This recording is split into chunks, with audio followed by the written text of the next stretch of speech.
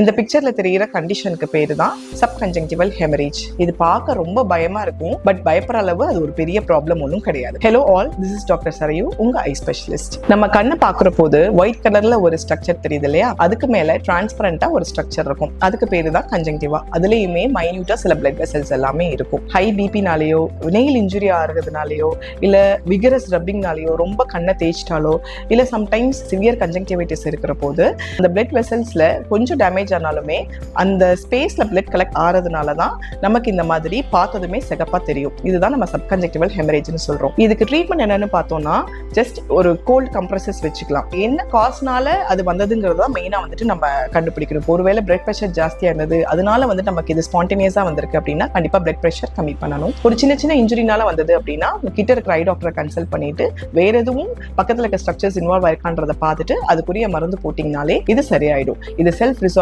தான். 10 to 14 டேஸ்ல அதுவாகவே ரிசால்வ் ஆயிடும். இது உங்களுக்கோ இல்ல உங்களுக்கு தெரிஞ்சவங்களுக்கோ வந்தது அப்படின்னா ரொம்ப பயப்பட தேவையில்லை. நான் சொன்னதை ஃபாலோ பண்ணாலே போதும். இது சீக்கிரமா ரிசால்வ் ஆகக்கூடிய ஒண்ணுதான். For more eye health related content என் பேஜை ஃபாலோ பண்ணிக்கோங்க.